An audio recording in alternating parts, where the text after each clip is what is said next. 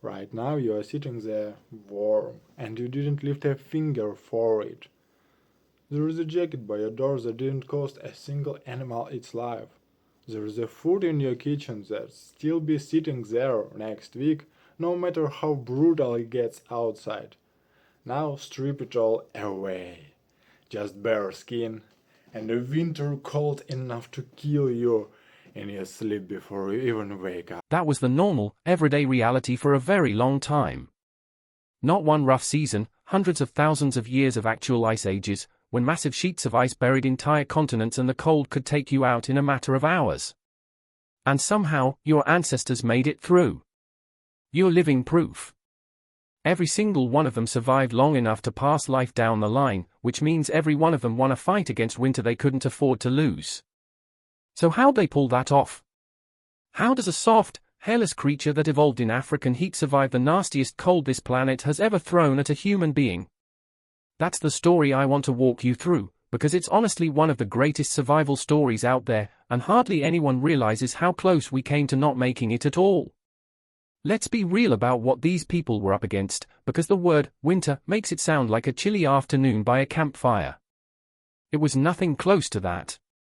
The last ice age hit its worst point somewhere between 26,000 and 19,000 years ago.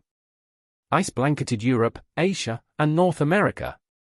The land underneath was flat, frozen, wide open, nothing around to break the wind. Trees were basically rare finds. Food disappeared for months at a stretch, and humans just aren't built for that kind of stretch. We're warm climate animals at heart. Our bodies still behave like it. No thick fur, no seal-style fat layer, no ability to slow the heartbeat and snooze through the cold like a bear does. Strip a person's clothes off in real cold, and they're looking at hours, not days. The body shuts down, and that's game over. Meanwhile, the animals around them came preloaded for the cold. Mammoths had fur and fat, cave bears could hibernate, reindeer could just wander off somewhere warmer. Humans had none of that built in. On paper, we should have been among the first things wiped out once things got cold. Wrong body, wrong location, worst possible timing. But we had a brain that could plan ahead and hands that could build the stuff our biology forgot to include. Turns out that was enough. Barely. There wasn't one single trick that saved the day, it was a whole stack of them, each one patching a hole that would have otherwise killed people. Here's how it actually went down. It starts with fire, because nothing else works without it. Humans had already been using fire for an insanely long time, at least 300,000 to 400,000 years by this point. By the time the Ice Age rolled around, fire wasn't some nice bonus, it was the entire operation, and people had gotten really good at it. Archaeologists digging up Ice Age fire pits in Ukraine expected some rough little campfire remains. Instead they found carefully engineered hearths, and one of them had burned at over 600 degrees Celsius, that's north of 1,100 degrees Fahrenheit. When wood ran out on the open plains, people just switched to burning fat and bone.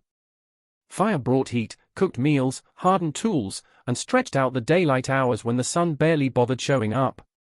The next problem was carrying that warmth around, because you can't drag a fire pit with you everywhere. Step away from it, and the cold's right there waiting. So people did something no other animal on Earth could pull off. They took the warmth off other creatures and wore it themselves. At first it was basic, hides thrown over the shoulders. And here's a wild detail, people were skinning bears for their fur in northern Europe at least 300,000 years ago.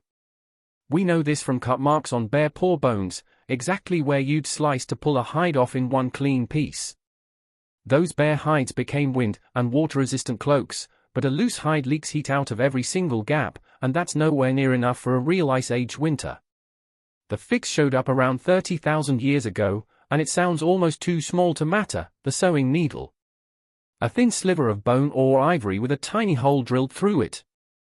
One researcher called it maybe the single most important invention in human history, and honestly, he's got a point.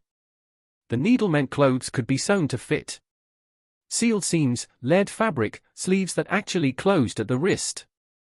A hide draped over your shoulders and a properly fitted coat are two completely different things, and the needle is what turned one into the other. Early modern humans may have had better fitting gear than Neanderthals, and that gap might have mattered when things got truly ugly. They didn't stop at fur either. Deer hide cut the wind while staying soft enough for mittens and waterproof boots. And before heading out into the cold, hunters would smear animal fat, tallow, across their face and neck. It sealed the skin, locked in heat, and kept the wind from stripping warmth away. Simple. A little gross. Worked like a charm. Out on the blinding snow, there was another danger most people never think about: snow blindness. Glare bouncing off snow can literally blind a person. So northern hunters carved thin slits into bone or wood and strapped them over their eyes.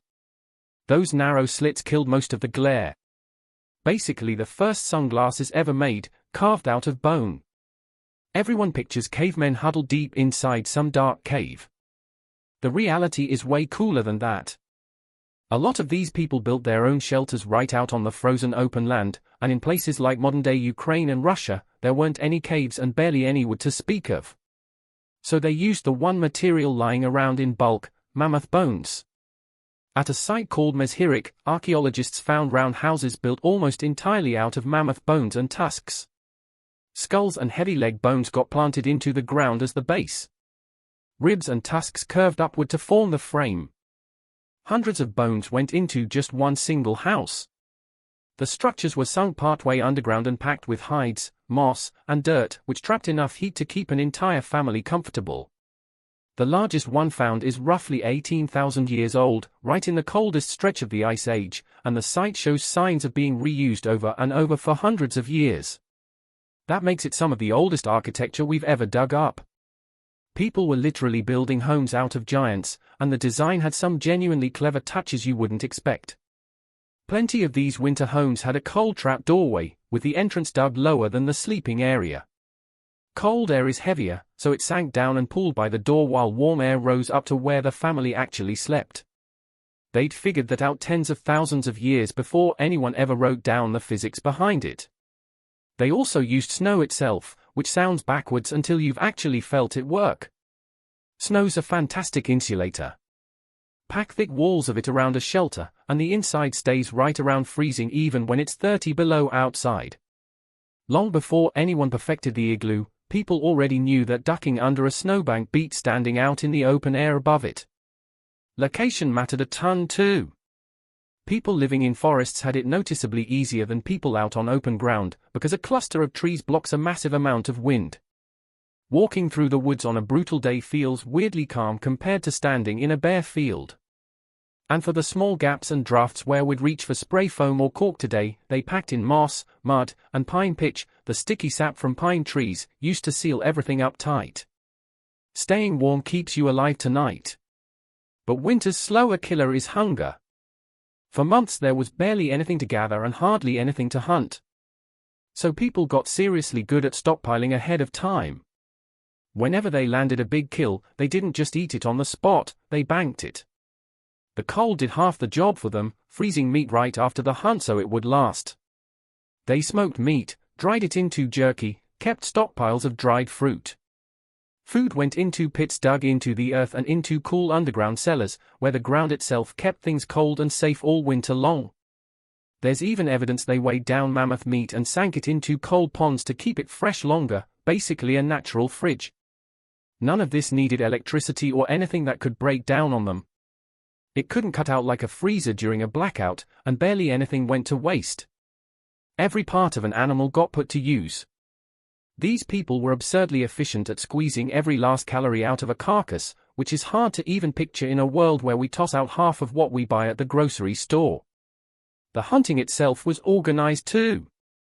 At a spot in eastern France, near a tall limestone cliff, Ice Age hunters used fire and teamwork to funnel entire herds of wild horses and reindeer into a natural trap. Not once, for tens of thousands of years, at the exact same spot, over and over. Big kill, dry the meat, stash it for the cold months. That plan alone accounts for most of why they survived at all. Here's something easy to overlook: these people expected winter. Their whole calendar year was built around getting ready for it. We're the ones who get blindsided. We just assume the power will flick back on, and when a bad storm actually hits, we act shocked. They were never caught off guard like that. A massive chunk of their year went into prep, and they leaned on each other hard. Way more people crammed under one roof than we'd ever tolerate in that same amount of space, and that was completely intentional. Body heat is a legit heat source once you pack enough people close together.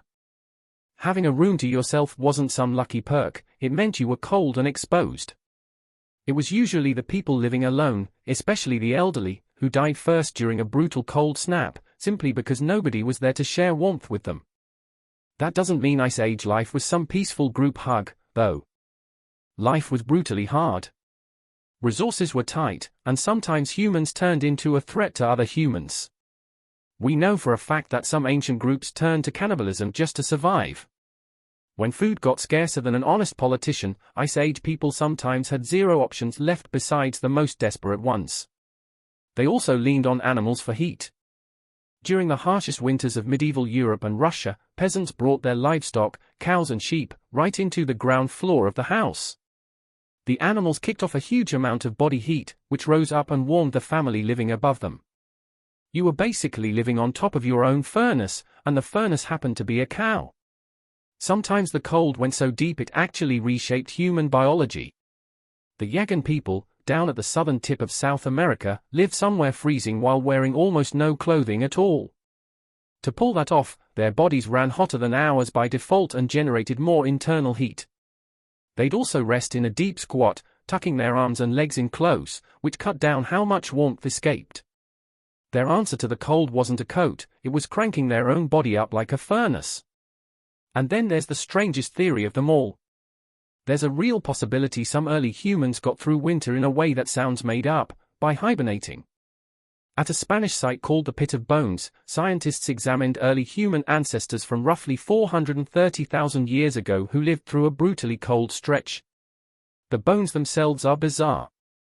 The damage inside them runs in cycles, almost like clockwork, seasonal markers, growth that stalls and restarts, signs of serious sunlight deprivation. Teenagers showing strange, interrupted growth patterns.